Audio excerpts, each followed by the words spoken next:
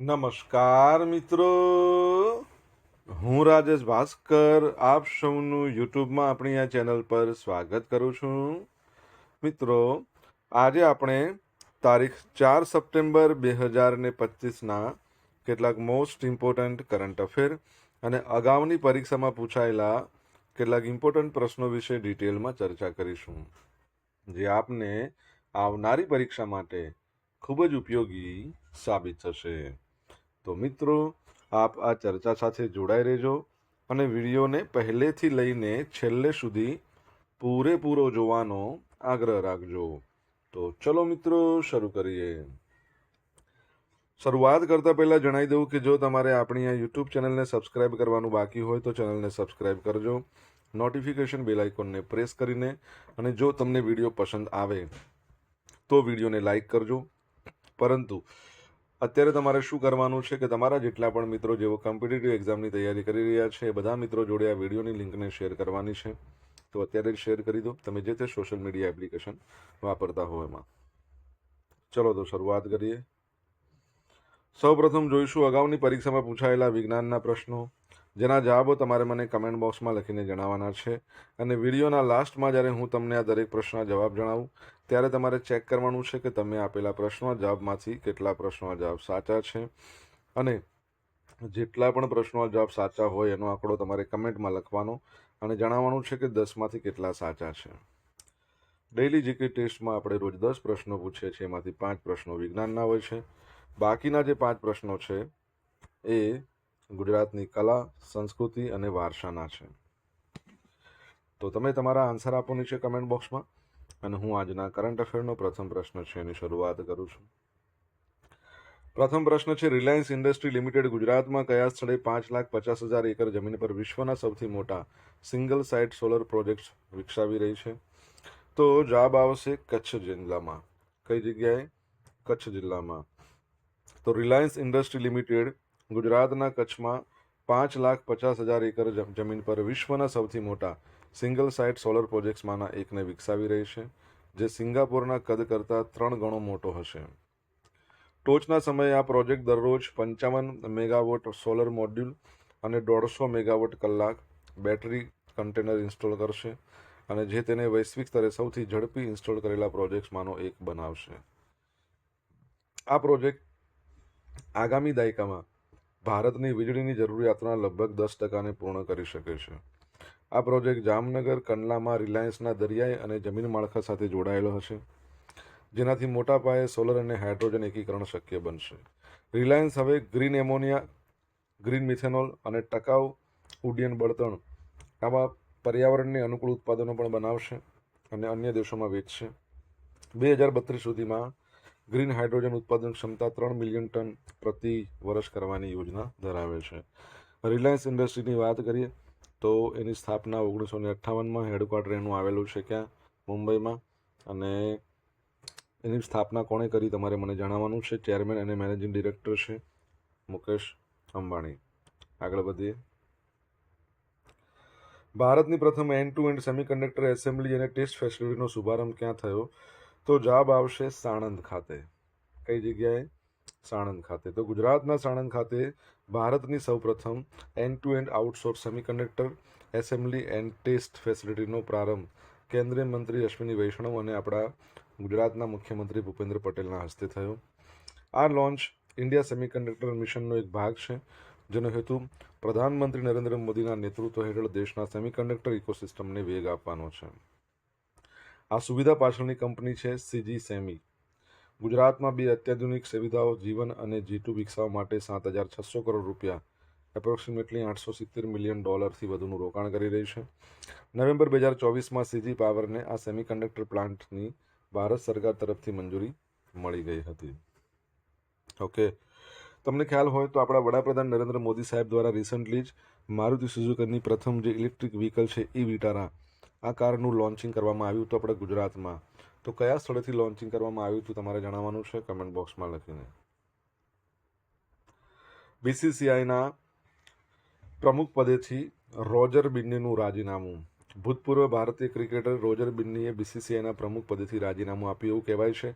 બીસીસીઆઈના પ્રમુખ હોય એમની ઉંમર 70 વર્ષ થાય એટલે એમણે એનાથી વધારે ના હોવું જોઈએ, એટલે એમણે 70 વર્ષ પૂરા કર્યા હતા, એટલા માટે એમણે રાજીનામું આપી દીધું છે. બોર્ડના હવે ઉપપ્રમુખ હતા રાજીવ શુક્લા, એમને કાર્યકારી પ્રમુખ બનાવવામાં આવ્યા છે, અને આ પહેલાં 65 વર્ષે શુક્લા BCCIના ઉપપ્રમુખ હતા. રાજીવ શુક્લા થોડા મહિના માટે કાર્યભાર સંભાળશે. નવા પ્રમુખની પસંદગી ન થાય ત્યાં સુધી તેઓ કાર્યકારી પ્રમુખ તરીકે કામ કરશે. શુક્લા 2020થી BCCIના ઉપપ્રમુખ તરીકે કાર્યરત છે. BCCIની વાત કરીએ, board of control for cricket in India, 1928માં એની સ્થાપના. હેડક્વાર્ટર તમારે મને કહેવાનું છે કે આવેલું છે. દેવજીત શેકિયા છે તે તેના સચિવ છે. ઓકે, અને ખજાનચી પ્રભતેજ ભાટિયા, એ પણ યાદ રાખજો. અને લાઈક કરવાનું બાકી હોય તો લાઈક આપજો. તો મિત્રો, વિડીયો પસંદ આવ્યો હોય, ભણવાની મજા આવી હોય તો વિડીયોને એક લાઈક કરજો. તમારા મિત્રો જોડે વિડીયોની લિંકને શેર કરજો. આપણી બંને યુટ્યુબ ચેનલ રાજેશ ભાસ્કર 2 બંનેને તમારે સબસ્ક્રાઈબ કરવાની બાકી હોય તો સબસ્ક્રાઈબ કરજો, નોટિફિકેશન બેલ આઇકોનને પ્રેસ કરીને. જો તમારે ડેલી કરંટ અફેરની PDF જોઈતી હોય તો આ ટેલિગ્રામ ચેનલ આપણી આપી છે, જેની લિંક ડિસ્ક્રિપ્શનમાં છે વિડીયોના. અથવા તમે ટેલિગ્રામ ચેનલ પર જઈને રાજેશ ભાસ્કર સર્ચ કરો અને આવો સિમ્બોલ દેખાય એટલે તમારે એને જોઈન કરી દેવાની. તમને PDF મળશે અને રોજ પોલ્સ પણ રમવા મળશે. ઓકે, 2026 બેડમિન્ટન વર્લ્ડ ચેમ્પિયનશિપનું આયોજન ક્યાં કરવામાં આવશે? તો નવી દિલ્હીમાં આનું આયોજન કરવામાં આવશે. કઈ જગ્યાએ? નવી દિલ્હીમાં. તો નવી દિલ્હીમાં આવતા વર્ષે ઓગસ્ટમાં બેડમિન્ટન વર્લ્ડ ચેમ્પિયનશિપનું આયોજન કરવામાં આવશે. બેડમિન્ટન વર્લ્ડ ફેડરેશન દ્વારા પેરિસમાં 2025માં ચેમ્પિયનશિપના સમારોહ દરમિયાન આ જાહેરાત કરવામાં આવી હતી. આ સ્પર્ધા 17 વર્ષ પછી ભારતમાં અને 4 વર્ષ પછી એશિયામાં પરત થશે. ભારતમાં છેલ્લે 2009માં યોજાઈ હતી. કઈ જગ્યાએ? હૈદરાબાદમાં. તમને ખ્યાલ હોય તો હૈદરાબાદમાં આ વર્ષે એટલે 2025માં એમ કહી શકે મિસ વર્લ્ડ સ્પર્ધા છે એનું આયોજન થયું હતું, અને થાઈલેન્ડના ઓપલ સુચાતા છે તેઓ મિસ વર્લ્ડ બન્યા. થાઈલેન્ડની અંદર હવે આવતા વર્ષે મિસ યુનિવર્સ સ્પર્ધા એનું આયોજન કરવામાં આવશે. આઈ થિંક આ જ વર્ષે કરવામાં આવશે, બરાબર છે.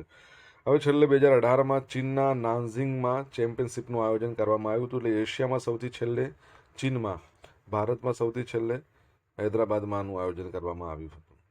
આપણા બેડમિન્ટનના જે ખેલાડી હતા જેમણે 2 વખત ઓલિમ્પિક મેડલ જીત્યા છે, એ તો તમને ખબર છે કે ક્વાર્ટર ફાઇનલમાંથી જ બહાર નીકળી ગયા હતા, PV સિંધુ. તમારા માટે પ્રશ્ન છે કે વર્લ્ડ બેડમિન્ટન ડે ક્યારે મનાવવામાં આવે છે? જવાબ આવડતો હોય તો કમેન્ટ બોક્સમાં લખીને જણાવજો. તાજેતરમાં કોણે નવી દિલ્હીમાં 2 દિવસીય વાઇબ્રન્ટ વિલેજ પ્રોગ્રામ વર્કશોપનું ઉદ્ઘાટન કર્યું? તો આપણા કેન્દ્રીય ગૃહ અને સહકાર મંત્રી છે અમિત શાહ. એમણે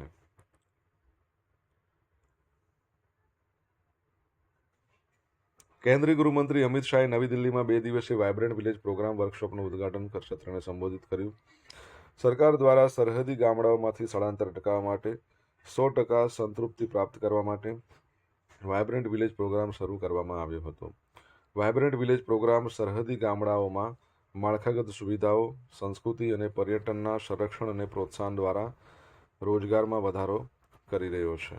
વાઇબ્રન્ટ વિલેજ પ્રોગ્રામ મુખ્ય 3 મુદ્દાઓ પર આધારિત છે, જેમાં સરહદી ગામડાઓમાંથી સ્થળાંતર અટકાવવાનું, પછી સરહદી ગામડામાં દરેક નાગરિકને કેન્દ્ર અને રાજ્ય સરકારની યોજનાઓનો 100% લાભ મળે સુનિશ્ચિત કરવાનું, સરહદ અને રાષ્ટ્રીય સુરક્ષાને મજબૂત બનાવવા માટે ગામડાઓને મજબૂત સાધનોમાં વિકસાવવાનું સામેલ છે.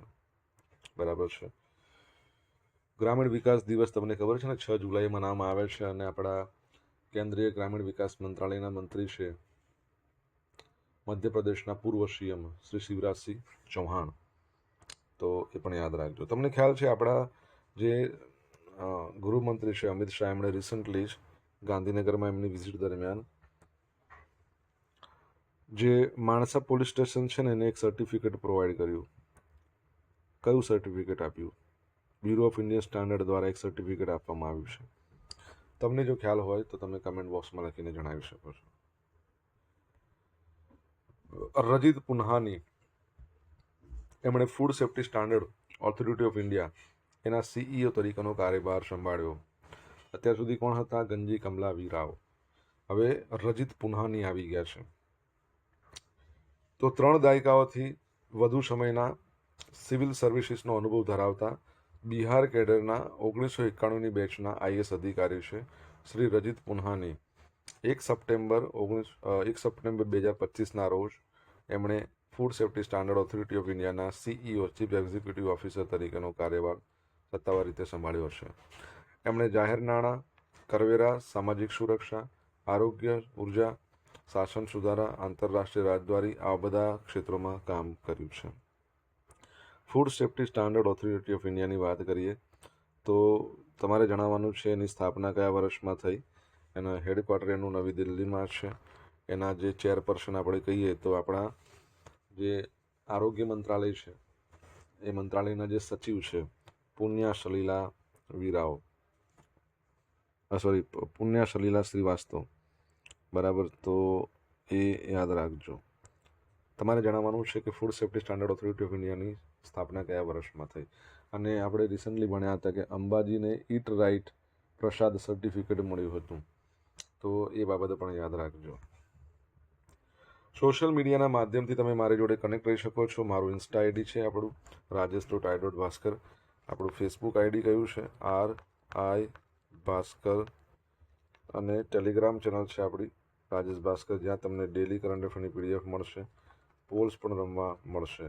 જો ભણવાની મજા આવી હોય તો વિડીયોને એક લાઇક કરી દો. તમારા મિત્રો જોડે વિડીયોની લિંકને શેર કરી દો. ચેનલ સબસ્ક્રાઇબ કરવાની બાકી હોય તો સબસ્ક્રાઇબ કરો, નોટિફિકેશન બેલ આઇકોનને પ્રેસ કરીને. રાષ્ટ્રીય મહિલા આયોગ દ્વારા બહાર પાડવામાં આવેલા નારી ઇન્ડેક્સ 2025 અનુસાર કયા શહેરોની મહિલાઓ સૌથી વધારે સુરક્ષિત છે? જવાબ આવશે કોહિમા, વિશાખાપટ્ટનમ, ભુવનેશ્વર. તો રાષ્ટ્રીય મહિલા આયોગ દ્વારા બહાર પાડવામાં આવેલ રાષ્ટ્રીય વાર્ષિક અહેવાલ અને મહિલા સુરક્ષા સૂચકાંક, આનું ફૂલ ફોર્મ શું છે? નારીનું national annual report and index on women's safety. તો શહેરી સલામતીના લેન્ડસ્કેપની વાસ્તવિકતા તે રજૂ કરે છે. આ સર્વેમાં 31 શહેરોમાં 12,770 મહિલાઓને આવરી લેવામાં આવી છે અને રાષ્ટ્રીય સલામતી સ્કોર 65% મળ્યો છે. એનો અર્થ એવો છે કે સરકારી ખાતરીઓ છતાં 10માંથી 4 મહિલાઓ પોતાને અસુરક્ષિત માને છે. 60% મહિલાઓ સલામત અનુભવ કરે છે. 40%એ સ્વીકાર્યું કે તેઓ અસુરક્ષિત અથવા તો સંપૂર્ણપણે અસુરક્ષિત અનુભવે છે. કાર્યસ્થળની સલામતીની બાબતમાં વિરોધાભાસી ચિત્ર છે. મોટાભાગના એટલે કે 91% મહિલાઓ એવું કહે છે કે તેમનું ઓફિસ વાતાવરણ છે સલામત છે, પરંતુ અડધા ઉત્તરદાતાઓ એવું સ્વીકાર્યું છે કે તેઓ જાણતા જ નથી કે એમની સંસ્થાએ ફરજિયાત જાતિ સતામણી નિવારણ જે પદ્ધતિનો અમલ કર્યો છે કે નહીં. શહેર સ્તરની અસમાનતાઓ પણ એટલી સ્પષ્ટ છે. કોહિમા, વિશાખાપટ્ટનમ, ભુવનેશ્વર આ ઇન્ડેક્સમાં ટોચ પર છે. એઝોલ, ગંગટોક, ઇટાનગર, મુંબઈ એ પણ આપણે આગળ પડતા કહી શકીએ કે જ્યાં સુરક્ષિત છે મહિલાઓ, બરાબર છે, કે જ્યાં મહિલાઓની સલામતીની પ્રમાણમાં ઊંચી ધારણા વ્યક્ત કરી હતી. અને પટના, જયપુર, ફરીદાબાદ, દિલ્હી, કોલકાતા, શ્રીનગર, રાંચી એ નીચેના ક્રમે છે. રાંચીમાં તો 44% લોકો અસુરક્ષિત અનુભવતા નોંધાયા હતા. દિલ્હી અને ફરીદાબાદમાં આંકડો 42%નો. આ આંકડો એક ખંડિત શહેરી લેન્ડસ્કેપ દર્શાવે જ્યાં ભૂગોળ મહિલાઓના ડરને શાસન જેટલું જ આકાર આપે છે. રાષ્ટ્રીય મહિલા આયોગ દ્વારા રિપોર્ટ બહાર પાડવામાં આવ્યો છે. 1992માં એની સ્થાપના હેડક્વાર્ટર નવી દિલ્હીમાં. તમારે જણાવવાનું છે રાષ્ટ્રીય મહિલા આયોગના હાલના ચેરપર્સન કોણ છે? કમેન્ટ બોક્સમાં લખીને જણાવો જો તમને આન્સર આવડતો હોય તો. ઇન્ટિગ્રેટેડ એર ડિફેન્સ વેપન સિસ્ટમનું પ્રથમ ફ્લાઇટ પરીક્ષણ સફળતાપૂર્વક પૂર્ણ થઈ ગયું છે. તો DRDOએ ઓડિશાના દરિયાકાંઠે ઇન્ટિગ્રેટેડ એર ડિફેન્સ વેપન સિસ્ટમનું સફળતાપૂર્વક પરીક્ષણ કર્યું. આ બહુરાષ્ટ્રીય હવાઈ સંરક્ષણ પ્રણાલી છે જેમાં quick action surface two air missile, advance very short range air defence system, laser આધારિત ડાયરેક્ટ એનર્જી વેપન આ બધાનો સમાવેશ થાય છે.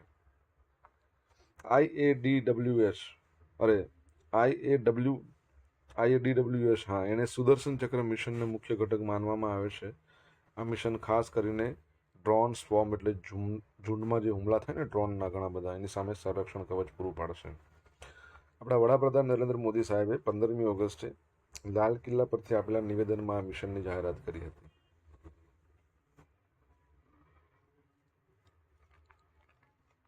DRDO defence research and development organisation દ્વારા આ ટેસ્ટિંગ કરવામાં આવ્યું છે, જેની સ્થાપના 15મી ઓગસ્ટ DRDOની 1 જાન્યુઆરી 1958માં થઈ. હેડક્વાર્ટર નવી દિલ્હીમાં છે. અધ્યક્ષનું નામ તમે જ મને કહેશો.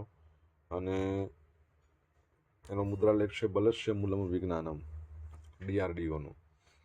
ઓડિશામાં તમને ખબર છે વ્હીલર દ્વીપ આવેલો છે. હવે એનું નામ શું છે? Doctor APJ Abdul Kalam bridge.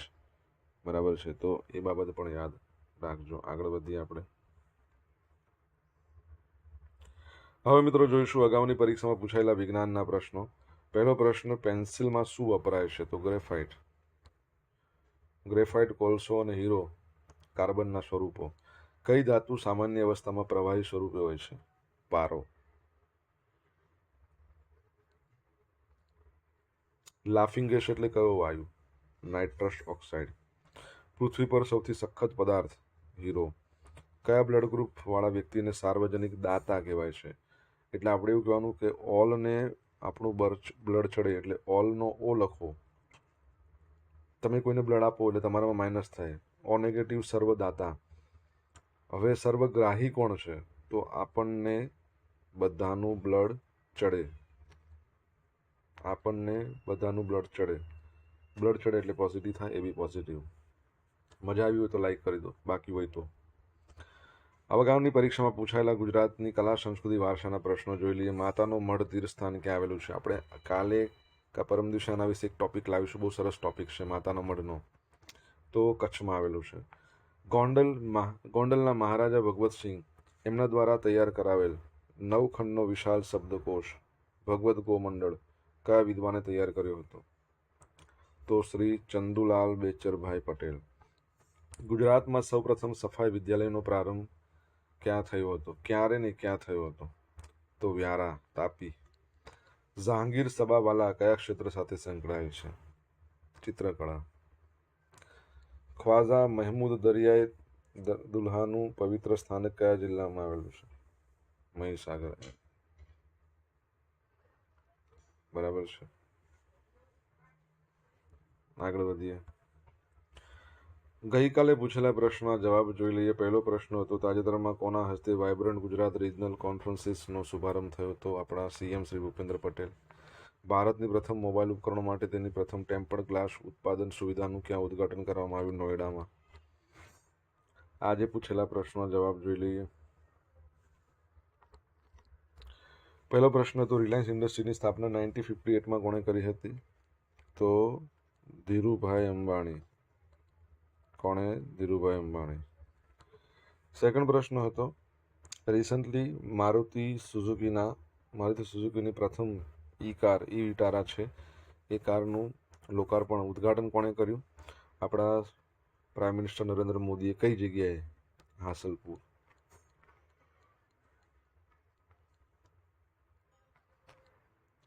ત્રીજો પ્રશ્ન, BCCIનું હેડક્વાર્ટર ક્યાં છે? વાનખેડે સ્ટેડિયમ, મુંબઈ. ચોથો પ્રશ્ન, તો અમિત શાહ દ્વારા ગાંધીનગરનું માણસા પોલીસ સ્ટેશન છે એને BIS બ્યુરો ઓફ ઇન્ડિયન સ્ટાન્ડર્ડનું IS 15700 સર્ટિફિકેટ આપવામાં આવ્યું છે.